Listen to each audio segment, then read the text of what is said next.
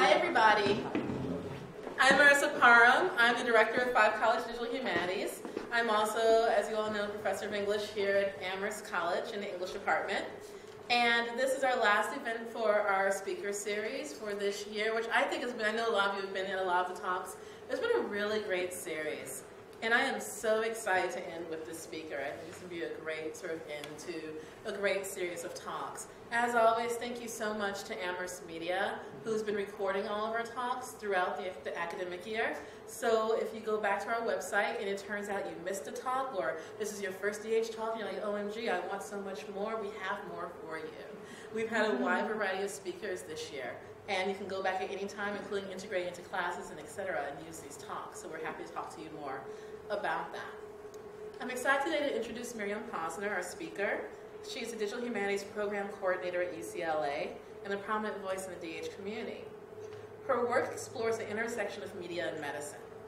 Some of her past projects include delving into cultures of exhibition in 20th century medicine and surgical films, as well as the problem of anatomical legitimacy. She's also published on issues in the DH field, particularly to do with DH pedagogy and alt-act positions. Her most recent scholarly work focuses on medical filmmaking, how doctors have used film to make sense of the human body. She also has a forthcoming book entitled Depth Perception, Narrative and Embodied American Filmmaking. Her PhD is from Yale in Film Studies and also in American Studies. Please join me in welcoming Dr. Posner.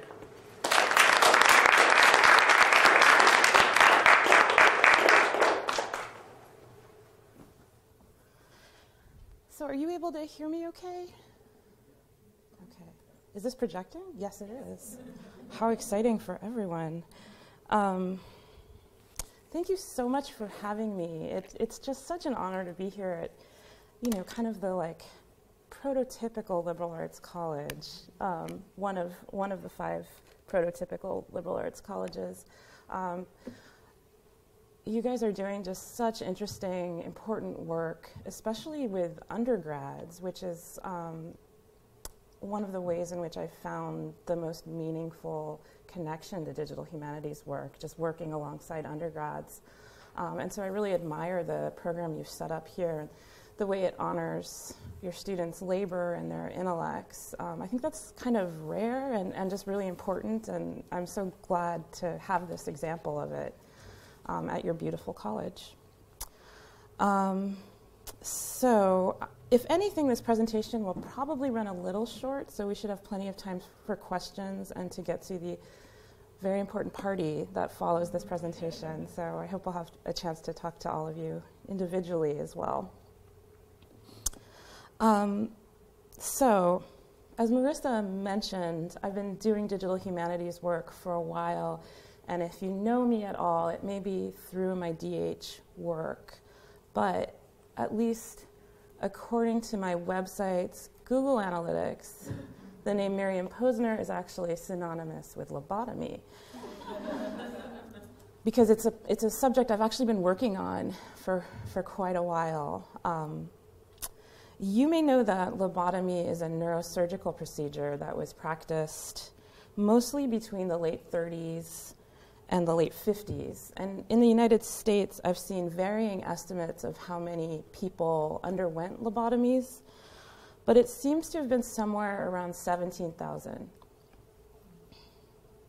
And I've been working with materials surrounding lobotomy in the United States for a while now, ever since I happened to see some photographs of lobotomy patients. These were published in a widely circulated textbook.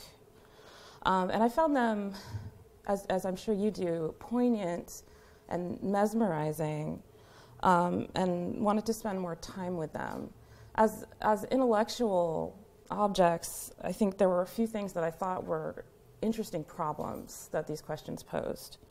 And one thing was just the sheer number of these photographs of lobotomy patients. These photos that you see here were all taken by Walter Freeman, who was the world's foremost advocate and practitioner of lobotomy. And they were published in textbooks and presented at conferences all over the world. So as a historian of medicine, it seemed really strange to me that there was a moment in time when photographs of faces could be considered adequate evidence of the efficacy of a medical procedure. It seemed really different to me from how we might, from the kinds of evidence we might accept as evidence today. And the other thing that I thought was strange about these photos was that a lot of them didn't seem to make logical sense to me as proof of an effective cure. So it was really hard for me to see, for example, what was better in this after picture. So I wondered, how did other doctors interpret these photos so that they seemed like a logical before and after sequence? So really, it's two mysteries about this set of photographs. How could it be that faces made sense as medical proof 60 years ago, and why do these particular configurations make sense as proof?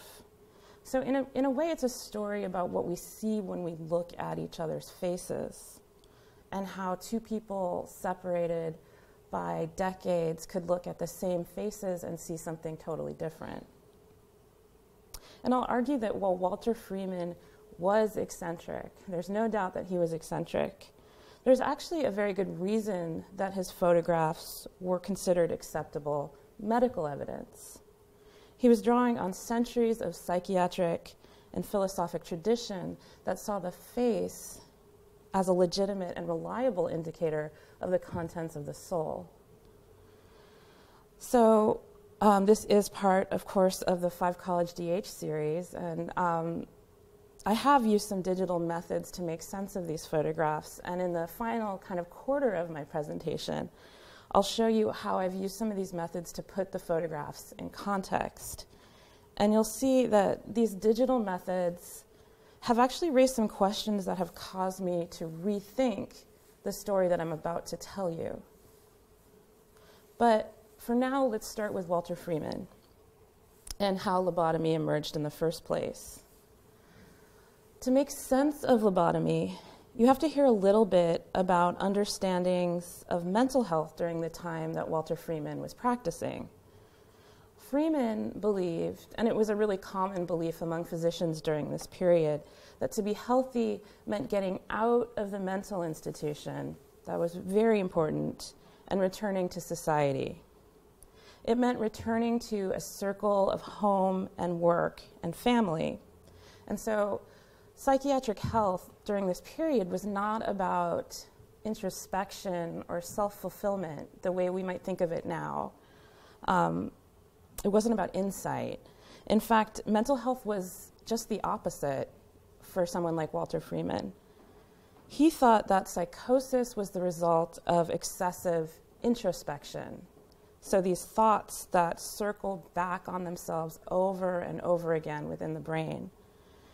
And so lobotomy was very literally, for Freeman, a way of cutting those thoughts off, of breaking that circle of obsessive thought.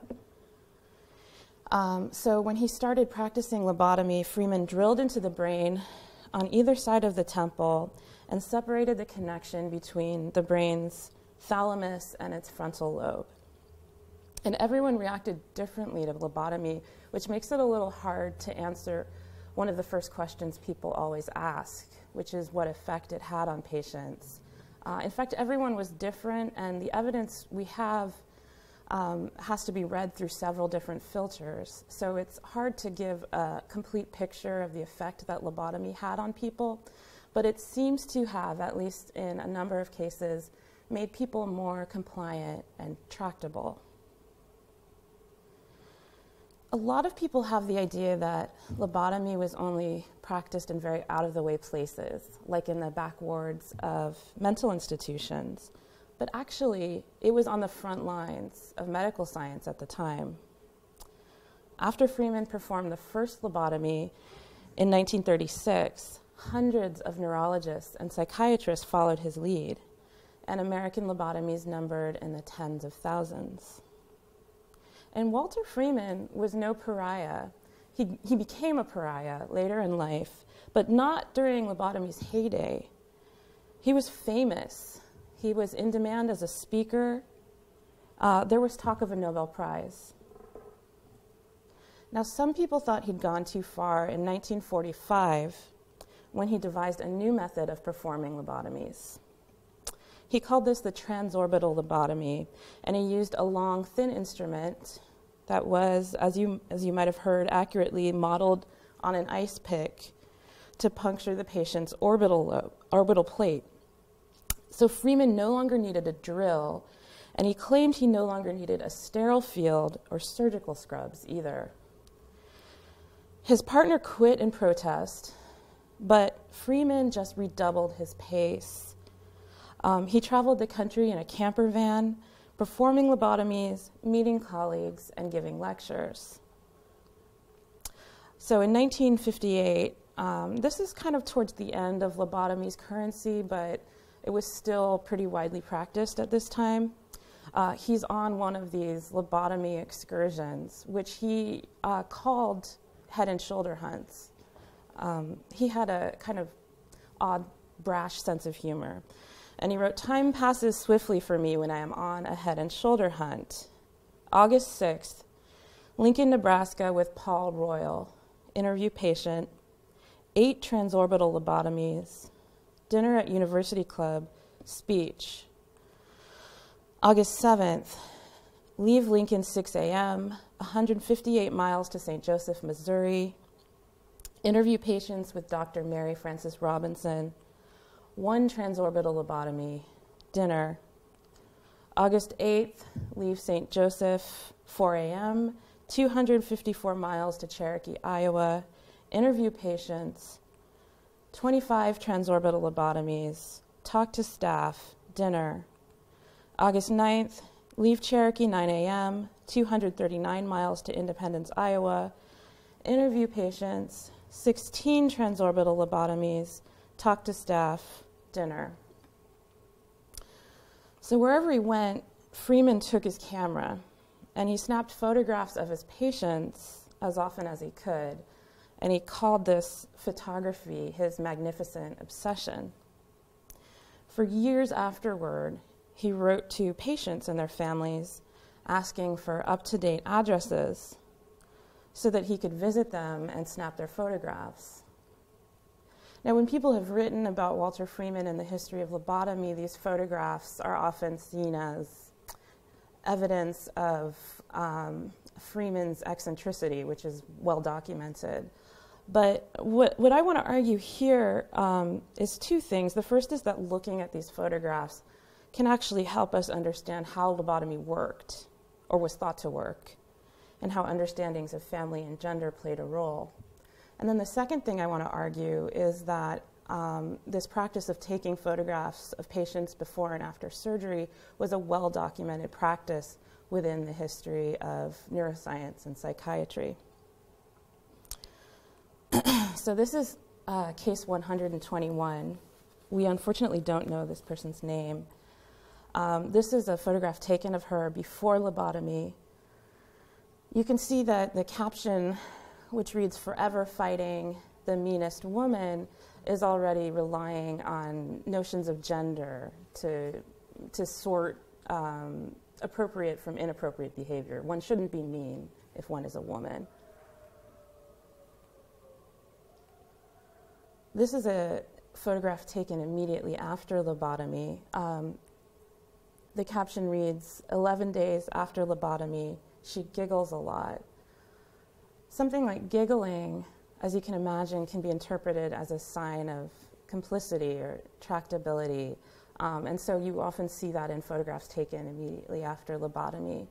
Giggling has another valence that I'll describe in a minute that has to do with an artificial childhood that lobotomy was thought to introduce. This is 3 months after lobotomy. Sister, you can't cook a meal but what she gets away with half of it.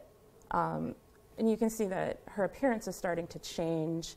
She's put on a dress. She started to wear earrings and groom her hair better. So a willingness to kind of comply with the apparatus of gender was considered a positive symptom for someone who had undergone a lobotomy.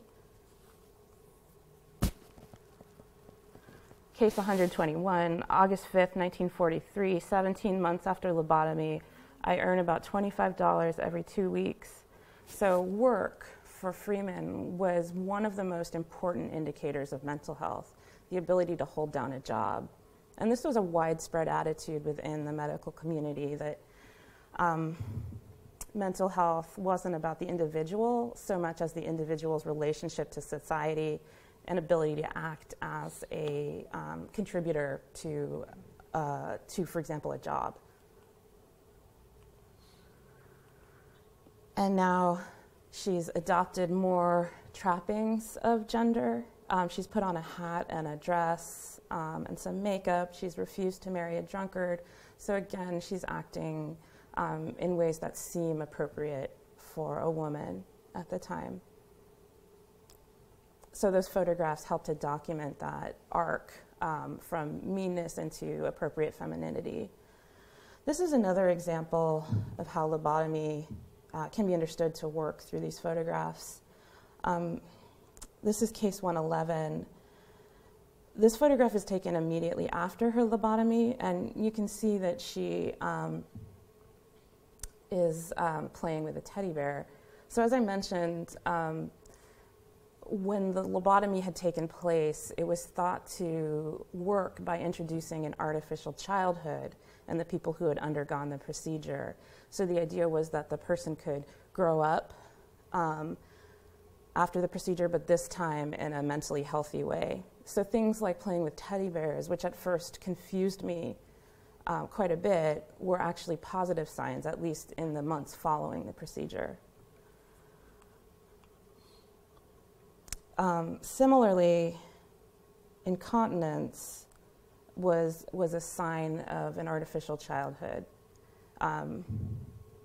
This is obviously not a notion that is creditable today, but at the time, lobotomy was thought to return someone to kind of a babyhood. And so incontinence was a healthy sign in someone who had just undergone the procedure. And you can see that finally,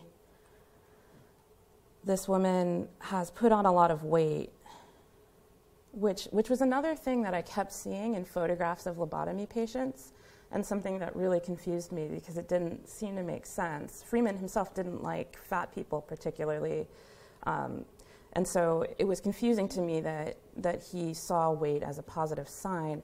But when you think about what it was like to be a patient in a mental institution at the time, there weren't that many ways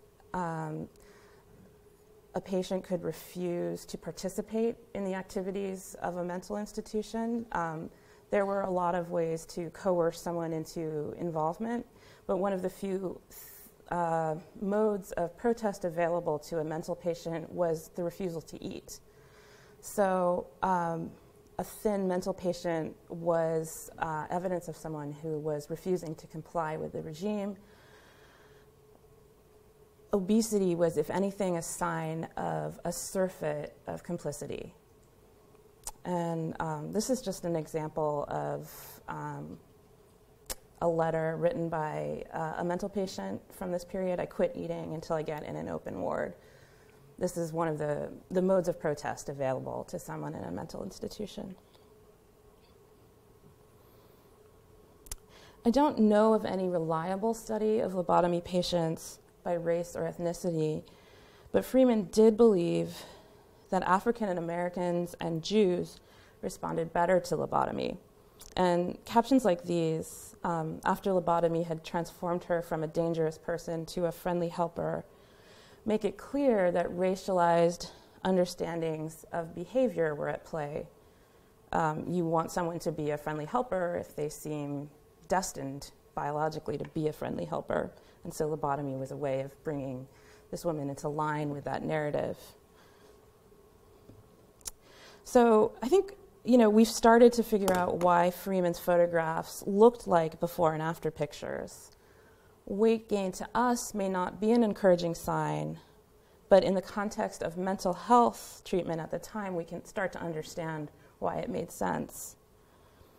But that second problem is still with us. How could it be that Freeman's photographs were published as proof in textbooks and medical journals. How could something as ambiguous as a face be considered acceptable medical evidence? And to answer that question, we have to take a detour to the backwaters of the history of psychiatry. Freeman was eccentric, and there's no doubt about that, but it turns out that he stood at the end of a long line of scientists and psychiatrists who saw the face as the index of the interior. Johann Caspar Lavater, for example, was an 18th century theologian who believed that there was a direct relationship between the face and the soul. So Lavater thought that since man was God's highest creation, it was man's highest calling to organize and classify the types of mankind. So Lavater believed that the face showed you a person's soul, while 100 years later, Jean-Martin Charcot thought it brought you in contact with the root of a person's pathology. Charcot was a pioneer of a field that didn't even really have a name yet, but would come to be called neurology. And he used photography as a tool of scientific scrutiny. He was really a pioneer in this regard, as in many other regards. He was particularly interested in using it, as you can just make out in this illustration, to capture the typical movements of what he identified as female hysteria. So this is the camera here, in case that's hard to make out. Charcot's star patient was Augustine, admitted to the Salpêtrière, Charcot's hospital, as a 15-year-old. And Augustine performed the ritual motions of hysteria again and again for Charcot's camera and for a live audience at Charcot's weekly lectures, so that Charcot could break the disease into its component parts for scrutiny. Now, it may seem absurd to us that something like hysteria, which of course is not a medical condition that's recognized today, that something like this would be considered the basis of the modern clinical gaze. But it wasn't the disease itself, or it wasn't only the disease itself that was important, it was the totalizing nature of Charcot's gaze. This insistence on documenting, interrogating, and photographing every part of the patient's body. Charcot's hospital was a performance space as well as a hospital, and at regular weekly meetings, Charcot enlisted his patients, like Augustine, to demonstrate their pathologies, both live, and as you can just make out in this drawing of Charcot's lecture hall, using lantern slides projected on screens. So these are, it's hard to tell, but these are actually screens where photographs are being projected.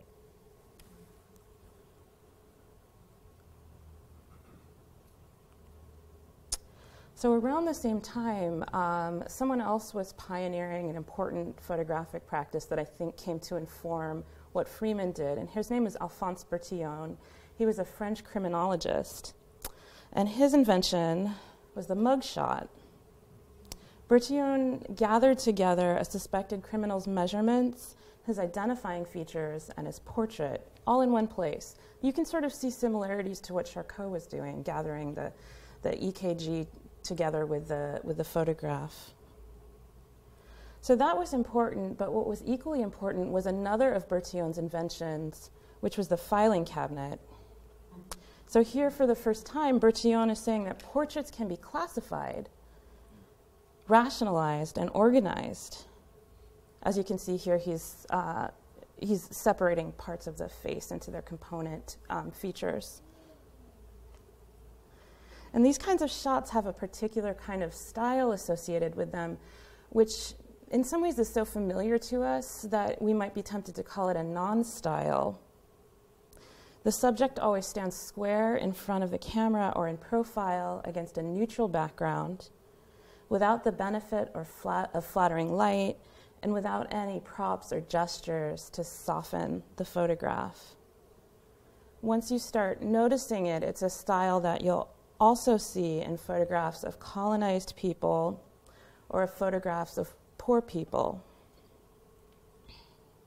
In Charcot's photographs, subjectivity was wild and pathological, as in the case of Augustine, but it was always there. And in these photographs, the subject is never permitted to return your gaze. So Lavater saw the soul in the human face. Charcot saw ways to find disease. Bertillon saw ways to measure and classify. And a few decades later, a neurologist named Harvey Cushing combined Charcot's intense clinical focus with a really almost unbelievable commitment to classification and organization. And Cushing was a revolutionary figure in the history of neurosurgery. Under his guidance, neurosurgery went from kind of the brutal province of like surgeon barbers to an actual viable profession.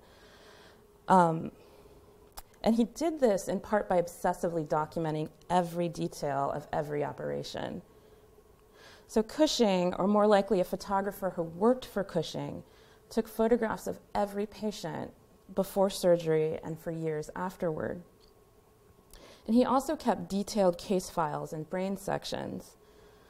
He kept the patient's brain whenever he could. The disposition of these brains is actually an interesting separate story.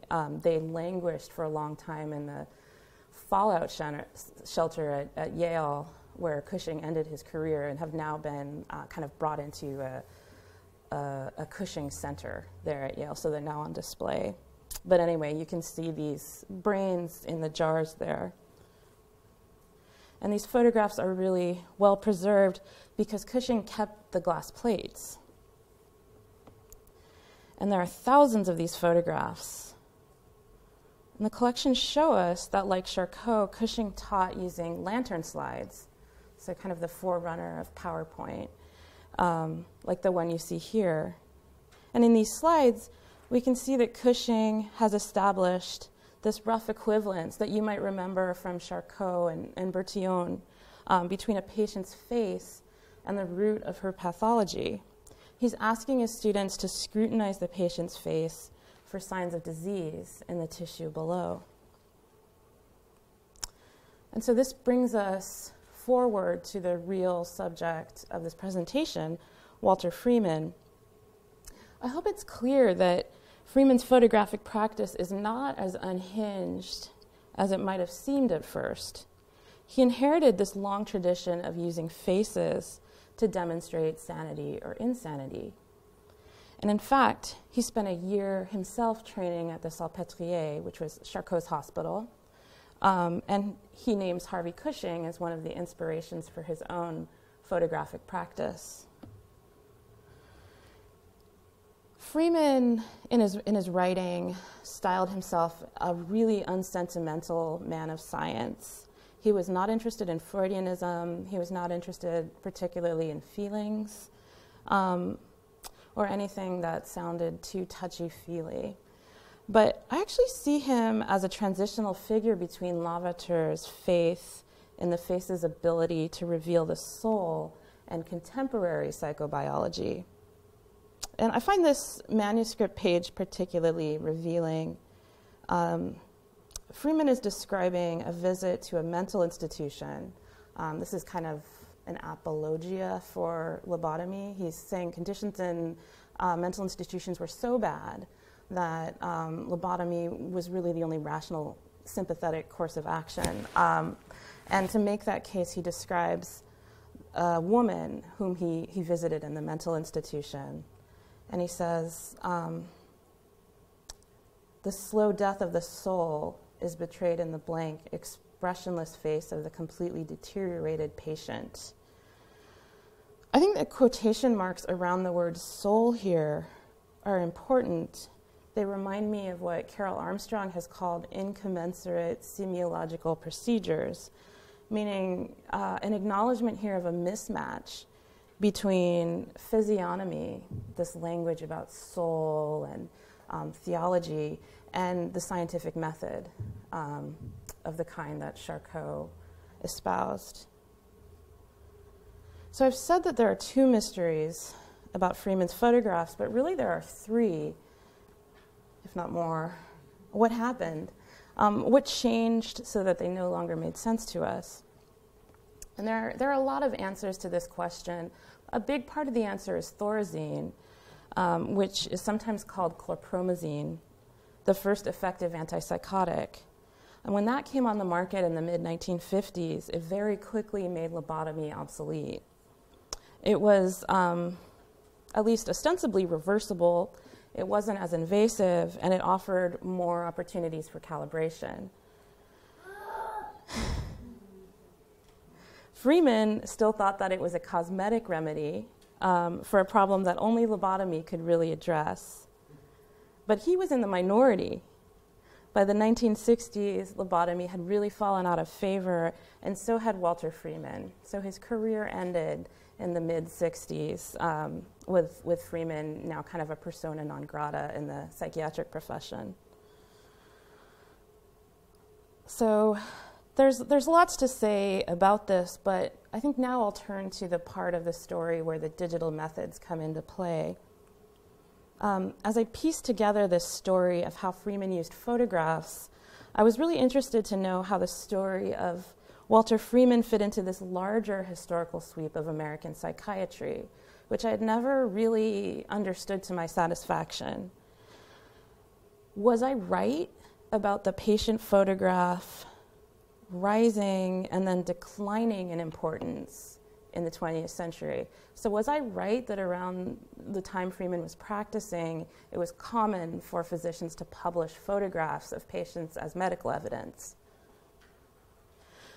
Since we were dealing with a larger span of time, I turned to digital methods.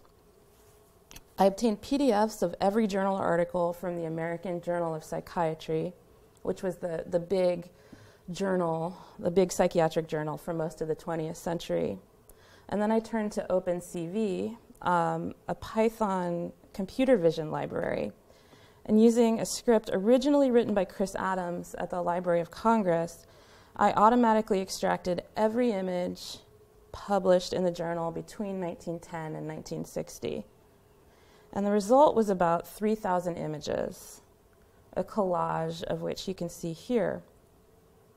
And once I had these images, I then hand-tagged them using these basic categories. And there were others, but these were the ones that I saw most commonly: patient, chart, specimen, brain, anatomical specimen, and X-ray. So here's a graph, which I know is hard to read. I'll explain in a second. It's showing the distribution of images from 1910 to about 1960. And I think that there are a couple interesting features of this graph. And the first is that charts and graphs, which were automatically extracted from the corpus I was looking at, were always the best represented mode of evidence in psychiatry. So it was always charts and graphs.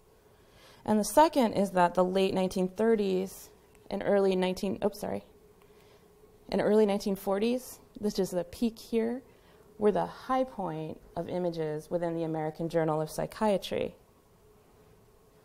So why? Why were images so popular in the 1930s and 1940s? And I think what happened was that psychiatry was calibrating itself. If you think about the lantern slide image from Harvey Cushing that I showed you earlier, Cushing's favored visual rhetoric was the juxtaposition of many forms of visual evidence, each measured and weighed against the other. So as psychiatry in the 1930s was accommodating itself to the developments of this new field of neuroscience that Harvey Cushing was helping to pioneer, I believe that it measured one form of evidence against the next, attempting to sort out the new episteme by understanding how one mode of evidence measured up against the other. And here's another version of the graph that I showed you a little earlier. And this is the one that actually caused me to rethink elements of the story that I just spent the last hour telling you. So in this version, I've removed the category of chart, which was taking up a lot of space, and highlighted in red the category of patient. These were all the photographs of patients that I found in the journal. And what really bugs me about this is that there aren't more patients. So there should have been more. I was sure we'd see a rise in patient photographs around 1930 and then a steady decline as Freeman's mode of evidence fell out of favor. But in fact, we don't see many patient photographs at all.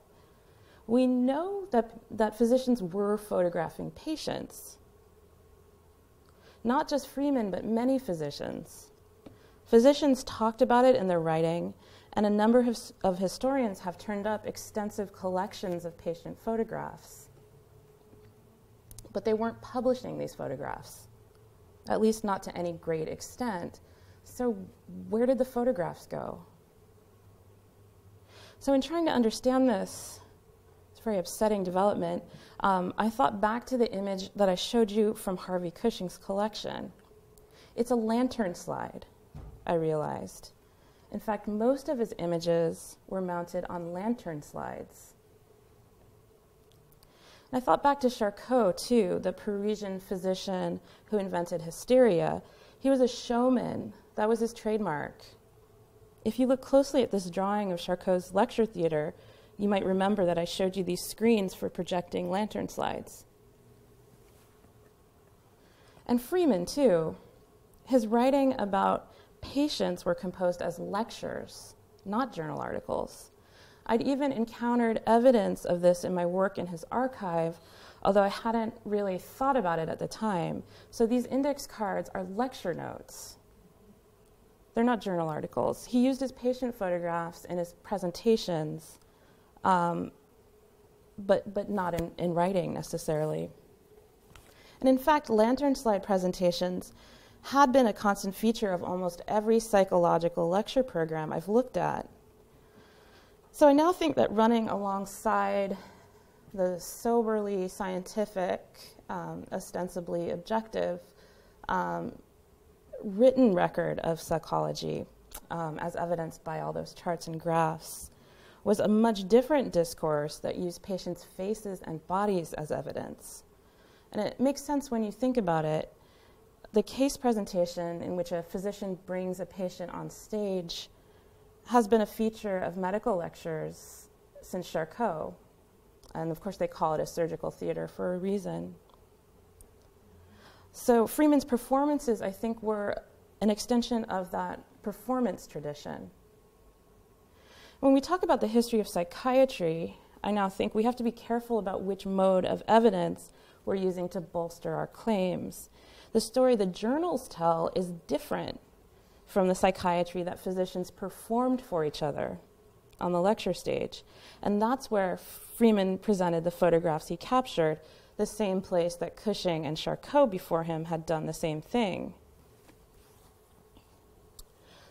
It's funny how using digital technology can often have unintended consequences. As the script did its job, photograph after photograph appeared on my hard drive. Patient after patient, measured against grids, their faces often obscured, not always. When you work on something, as you know, for a long time, it can begin to seem abstract to you, but seeing these patient portraits was newly unnerving to me, reawakening a feeling that's tugged at me since I've started presenting on this work. It's so clear that in Freeman's photographs, these patients are caught in the jaws of an epistemic machinery whose logical conclusion is lobotomy. So if the photographs are part of that logic, an important part of that logic, I would argue, what should we then do with them? Is it right to even look at them? Perhaps, as the historian Susan Crane argued about Holocaust atrocity photographs, we should choose not to look, to resist making them, as Crane writes, the atrocious objects of banal attention. So on the other hand, I get a good number of blog comments and emails like this one, and it reads, I found out a few years ago why I never knew my grandfather. He was in a mental institution almost his whole adult life. I found he had a lobotomy. My grandfather was in a West Virginia hospital. I have never seen a picture of him, never, ever. And I don't care if it is a picture of him having this done. I just want and need to see a picture of him so much. Can you tell me how to get to these archives? I have no clue. Please help me. So it's clear that the photographs meant one thing to Freeman, but it's not clear that his interpretation should limit the universe of possibilities represented in these faces. Roland Barthes called the photograph a message without a code. It's so filled with possible meanings that it's almost unmanageable. It's only when you surround it with text and evidence of illness that it becomes pinned down. Only one thing, evidence of pathology. So is it possible that the OpenCV script in freeing these images from the text that pathologizes them was actually performing some useful work? I'm not sure, and I'm still thinking it through. But I do think it's worth looking at these faces, or re-looking at these faces, to try to see what they can tell us on their own terms. Thank you.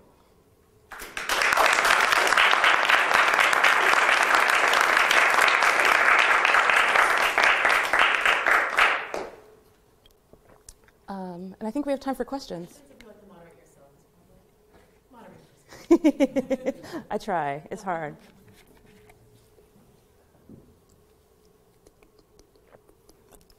Please. I was wondering if you were able to come across any of, or if he had published, Freeman had published in Journal of Psychiatry, and if he used photos of faces as part of his evidence when he published, or if he kept it separate. Such a good question. He did. He did publish in this very journal, and he seemed not to publish photographs of his patients, which would seem, you know, if I had been a rational dissertation researcher at the time, would seem a good opportunity for me to question my own claims about the importance of photographs of faces as evidence. But I was so sure from his own writing and from all the photographs he'd taken that these photographs were an important form of evidence that I thought I just wasn't looking at the right articles. Please. I was wondering, it's not a real question, it's just to get your feelings on it, because I'm struck by what you're saying, and I've had a similar moment where the turn to the digital changes how you're looking and how unexpected that can be. I was really struck by that, because it seems to me that so much of your talk really is about sort of this affective moment of realizing that there are stories here that we can't see, or lives are important, the question of looking, who am I to look, etc., right? And that's very feeling affective relation. But then the digital can help you realize, in your case it seems, that maybe you weren't looking at the right thing. Exactly. But it seems like in that context, that sort of moment of taking the thousands of journal photographs, etc., that moment is almost like the filing cabinet moment itself. So the digital is, in a way, part of the problem, but it's also the solution, right? Problem solution are way too strong words, but you see what I'm getting at. There's a way in which the digital itself relies on the very kinds of technologies that come out of this notion, for instance, of creating a filing cabinet, a filing system, a system of classification, an organizing knowledge. But what helps you sort of navigate the meaningfulness of that, it seems like a gut thing. And so how do you reconcile? You see, I'm not putting it well, but there's something really interesting. I actually absolutely, well, I think I understand what you're saying, and it's something that actually just occurred to me as I was giving this presentation now, that when we talk about the way, you remember I showed you that image of the noses and the mouths all separated from each other that Bertillon had propagated. There's a way in which the digital acts as a kind of separator and grid and filing cabinet in just the way that Bertillon was dividing up those faces. And I think that what you're getting at is something that's really been troubling me and stymieing me about this whole endeavor of doing digital humanities. Like, do we want to argue that it's still, that it's okay to divide things up as long as we're using good categories? As long as we're using different categories? Or do we want to argue that, like, this whole endeavor of believing that you can classify things and separate them and make them fungible is an endeavor that's completely alien to what we're trained to do as humanists and what we care about as people? So yeah, it's something I think that's really important. I've been struggling with myself, and this was really helpful. Thank you. Jeff, yeah. So I have many of the same feelings and reactions. I feel, stark discomfort that I hear Marissa saying. And one of the things that it got me thinking about is, so in digital humanities, we often talk about distant reading, the practice of taking a large corpus of texts and then sort of zooming out. And I've been trying to think, and I've been trying to track down people who've been thinking about the idea of distant viewing. You know, since I also sort of come from a film studies background in that way, and I was wondering if you could speak a little bit on, of course you did, a little bit more on your experience of looking at that corpus of images and faces, trying to use visual methods to sort through a vast corpus of them, but still also having to come up against that sticky moment of like, and this is how I always felt with the distant viewing thing, where the idea of like the close-up or the image of the face is still so stark and personal and immediate that it feels wrong in some way to then try to smooth it over from a distant perspective. And I guess, yeah, just what are your experiences in that, if applicable at all? That's a really interesting question. I think my own experience of seeing this parade of upsetting images was to be unnerved anew and to be upset, frankly, by them. And in this case, I think the experience of distress had to do precisely with the volume of the photos. So there's a way in which the digital, by kind of releasing those images from the text, forced me to confront an affective dimension that maybe wouldn't have been apparent to me before. But you know, I wouldn't myself want to engage in a digital project that, for example, like put Freeman's photographs on some kind of chart or graph. I don't know. It doesn't seem right to me. Yeah, I don't know what you guys think. Yeah, please. So I think maybe I heard you use the term phrenology as describing or extracting people's characteristics based on their physical features. I was actually talking about physiognomy, but phrenology is this. Well, I wasn't sure if you used which word you had used, but similar. It seems to me that phrenology was something practiced during this time and kind of reached its zenith with Nazi phrenology. And I'm wondering if that's connected to the fall off of the use of photographs after World War II. What a good question. I think that phrenology itself was not something that was practiced by Freeman or the doctors in his milieu. So I'm not sure that Nazi Germany forced them to kind of confront errors in their thinking. I'm not sure that they saw a connection there. I will say that the development of the patients' rights movement, which did occur shortly after World War II, was an important factor in making it more difficult, rightly so, for physicians to publish patients' photographs. Yeah, you had a question.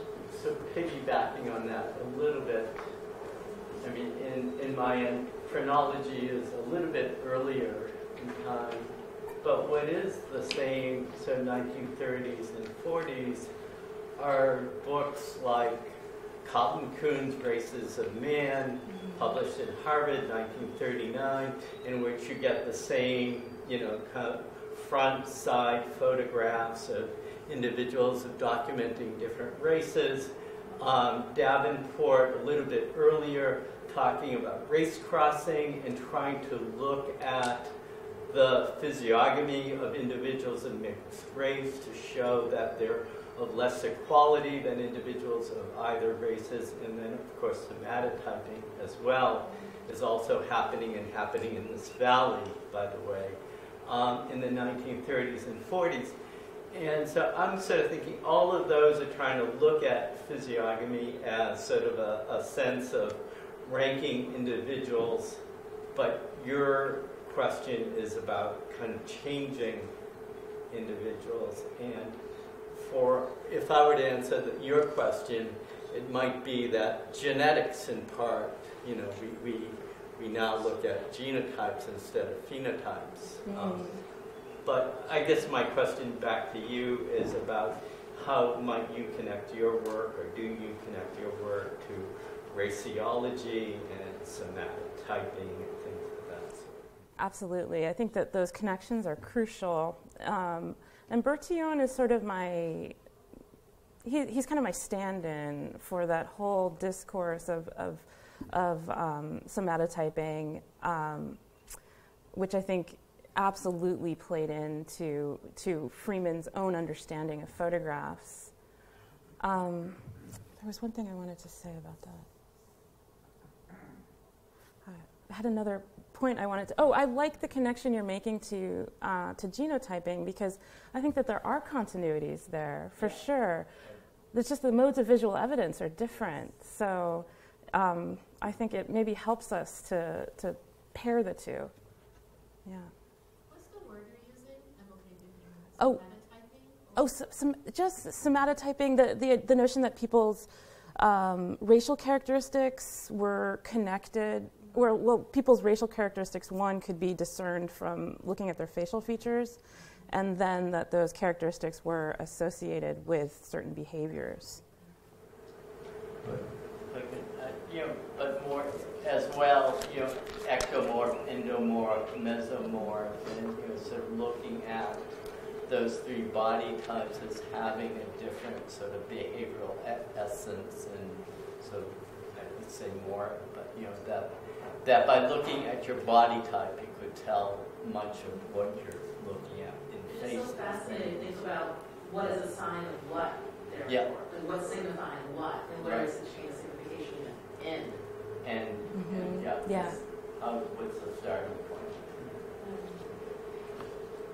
Right, just to follow on that same subject, in 1933, Melvina Hoffman is commissioned, she's a sculptress, and she's commissioned to do all of these different faces in the Field Museum in Chicago, the Hall of the Races of Mankind. Right. And it's meant to be this place where you meet the world on the base of physiognomy, basically. I have a question for you about, I loved your talk, thank you. Thank you. And in it, for me, there's a kind of implicit challenge, I guess, about the ethics of the digital, and about the ethics of digital research tools. And what I mean is, I'm thinking of Sontag. And I'm thinking about how Sontag sort of confronts us with the ethics of observing the photograph. And somehow, when we use tools that allow us a way of distilling huge masses of these images, they're somehow distanced from us. Right. Do you know what I mean? And do you share that at all? Absolutely. Yeah, I think that it's such a good question. I think the more I practice digital humanities, the more and the more years that have gone by since I got involved, the more I think that there are different schools of digital humanities developing, and I'm not comfortable with all of them. You know what I mean? They're not all for me, and so I am more interested in artisan data, perhaps carefully thought through encounters with images, and particularly in ways that interfaces can force us to engage with specific images. And so, I'm not particularly interested in a distant viewing experience of these images. I think it would be more callous than I want my scholarship to be. Right. Yeah, thank you for that question. I know I was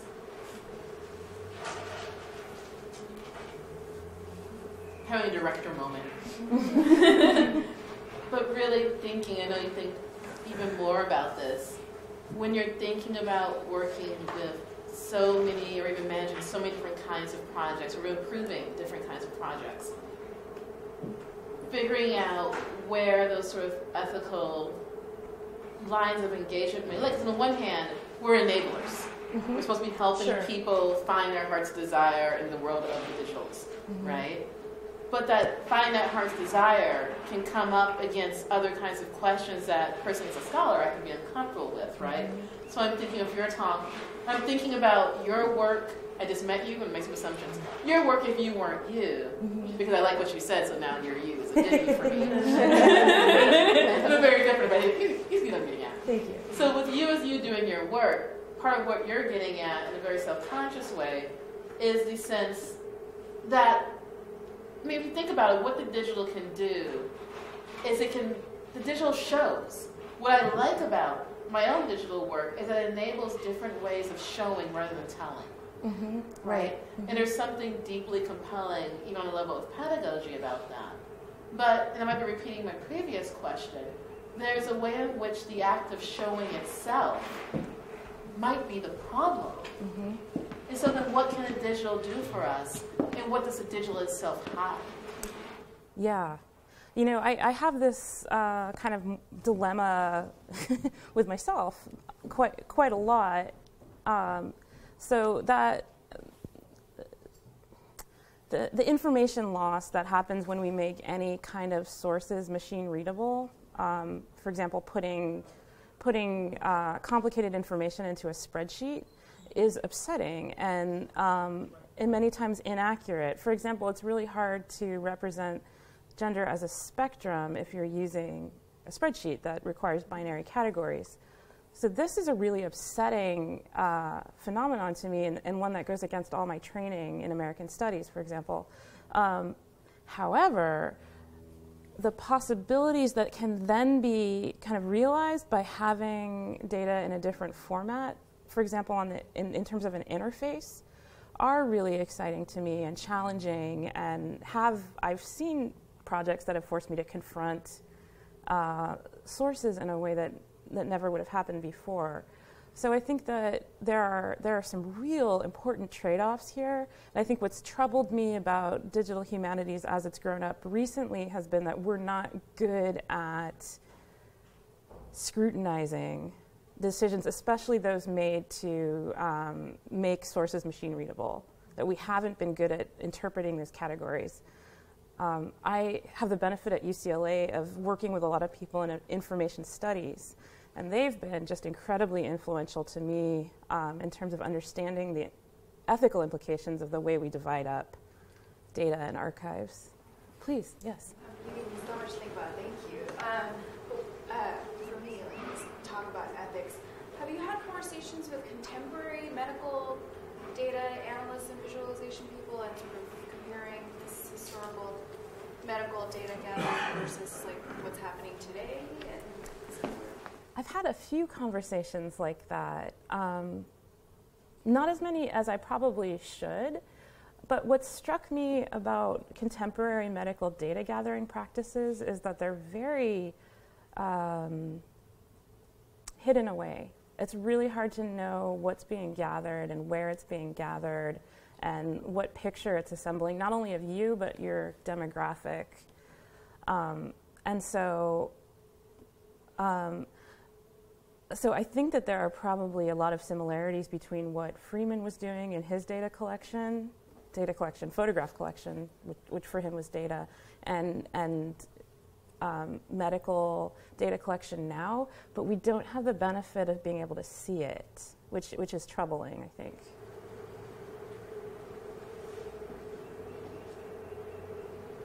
Yes? Just a quick follow-up and then a question. So one of the things I think that's interesting to me that's coming out of this conversation is thinking about, I think one of the problems in thinking about this categorization and this problem of distant viewing is particularly in that we're looking at pictures of human beings. And the process of lobotomy was a depersonalization process. Right. It was a process of turning people into, sort of the same kind of tractable person, the same sort of ideal woman, and that this has the potential to depersonalize, sort of all over again.